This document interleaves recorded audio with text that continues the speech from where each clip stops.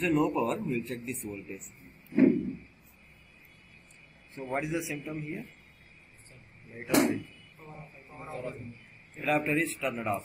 Adapter is turned off. You see, what is the indication? Turn it off. There is a short in the 19 line. You again switch off. Okay. Again I am putting the adapter, connector adapter to this socket. Then again adapter is turned off. What is adapter means? An SMPS. A power supply SMPS is turned off. It will get turned off when it senses some short in the board. And some short in the board. Then which line is short? The short is in 19 path. A 3 volts line, 5 volts line, some CPU power memory line is short. Then the adapter cannot sense that short. That is a different. So this is an indication that the adapter 19 volts input line has an issue, and there is a short in the line. We will identify where that short is located. Short in the 19 line. Then what is the 19 line? Let us identify. Here we have the DC jack. From the DC jack, 19 volts is entering into the board, and that voltage that comes out from the DC jack we call it as ADJK. Let us call it as ADJK. Since this motherboard has no diagram, I am not using any exact words used by this one. ADJK is the voltage coming from the adapter. This voltage now goes to this MOSFET, and this MOSFET we called as SW1. It may be N channel or P channel. After passing through this FET, we call this voltage AD plus, and this AD plus is now the input to the second MOSFET SW2, again a PRN, and the voltage that comes out from this SW2 passes through a resistor, and let us call this one B plus or DC bat out. Okay. Now we will identify this in this 19 path where exact short circuit is. For that we need to identify the MOSFETs. So these switch 1, switch 2, DC JK and resistor in this path. Let us identify. So if you observe nearby the MOSFETs at DC jack, you could see 2 MOSFETs here. Okay. And a resistor here. So most probably these MOSFETs should be the SW1 and SW2. We have an 8-leg MOSFET here called PU4301.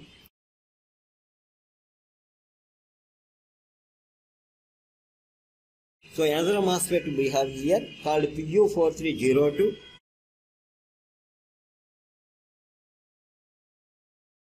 And we have a resistor here, the number being FC9718. Okay, this is a resistor. Now, the source of PU4301 is receiving the voltage coming from the adapter. The drain of this PU4301 is the output, and this output is going to the drain of the PU4302. From the source of the PU4302, we have this output. And this is actually DC bat out 19 path. So we will check if there is any short from this point to the ground point. From this point to the grounding point, if there is a short or not.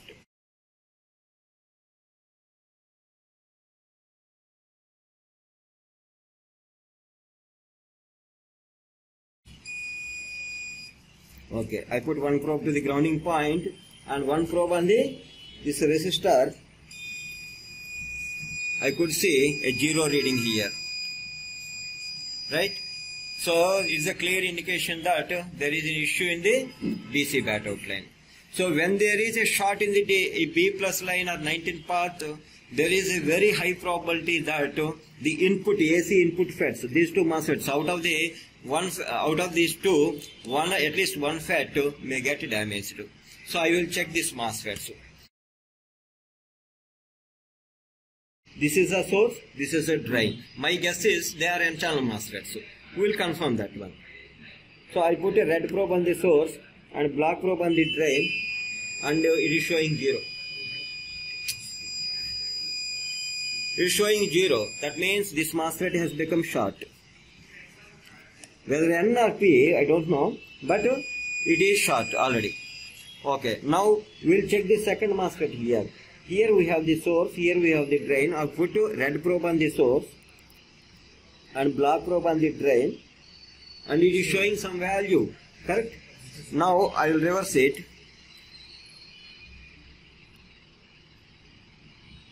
Again it is showing some value, but it is not confirmed whether it is a N channel or P channel, but we know that one MOSFET has damaged. What is the particular MOSFET? PU4301. This is short.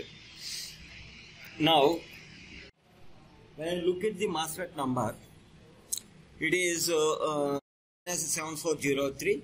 So 7403 is actually a P channel MOSFET. So these two are P channel MOSFETs, but after these two, the first P channel MOSFET, that is SW1, is already short, but SW2 seems to be okay. And we will remove this SW1 and try to check where that shorted component is. We will try to identify that component. And what is the method that we use is, first check, identify all the coils present on the board. Now see the reading here. It is exactly showing completely 0. If any of this coil is showing a 0 value, you see that one.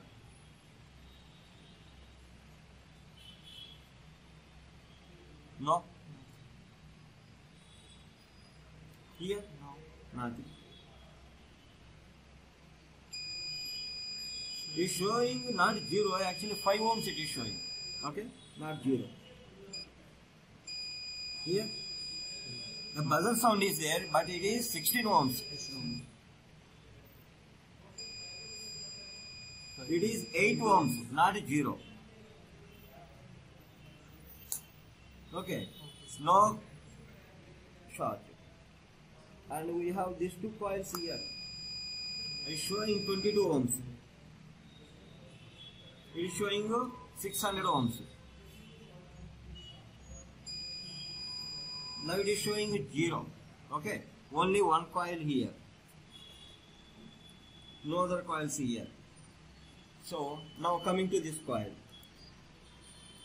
What is this one? TL4501. This coil is actually 19 volts input coil. This is 19 volts input coil. So since 19 volts is already short, the input coil also will become short naturally. So when no 0 value at any coil mean, the problem is with capacitors present in the 19 line. If any coil is showing 0 except 19 input line, this is a 5 volts, 3 volts coil, maybe memory voltage 1.2 voltage coil, this is some CPU power coil. If any of these coils showing a 0 value, okay, forget about this 19 volts input coil. Any coil in the 19 line will be, show 0 value, but if any other coil is showing 0, then you doubt the MOSFETs related to the coil. Here we have some MOSFETs related to this coil, upper MOSFET, lower MOSFET.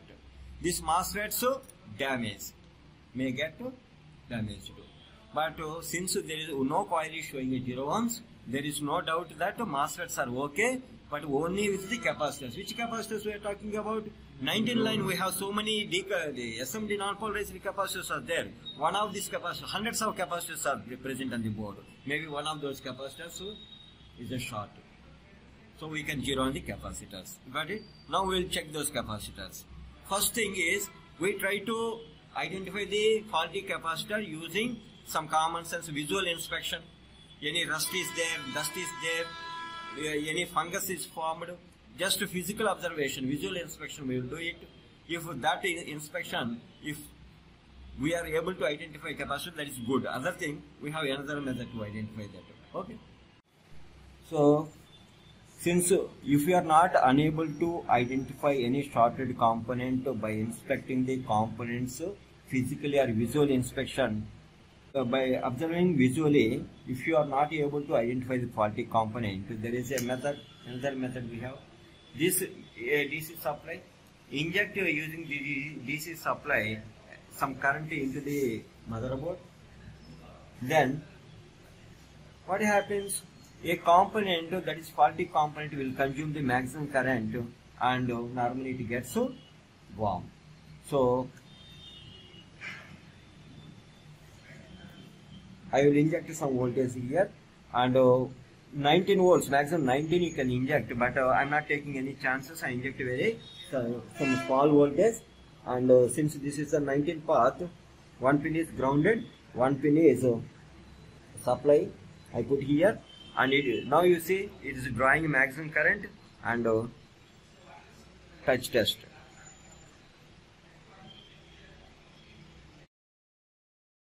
I could sense some heat here, so I will observe these capacitors.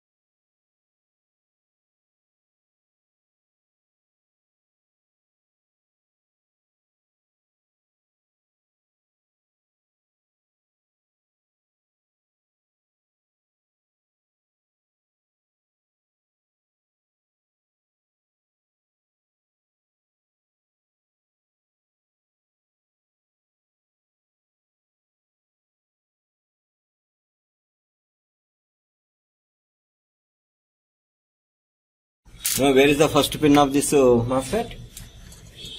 This one, this side. So there is a source. This is drain. Source to drain I am checking.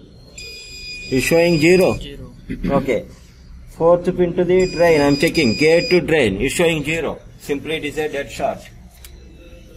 Gate to drain it is showing 0 means 100% it is short. Replace this faulty capacitor and replace this faulty MOSFET. Now let us see whether it is a power on or not.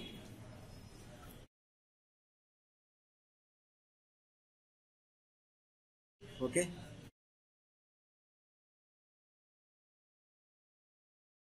So I could sense heat. Okay. So that means power on. Okay, directly. Since we remove the CMOS battery, the motherboard will power on directly. When the process is heating means it is receiving the supply. So issue is resolved. Okay.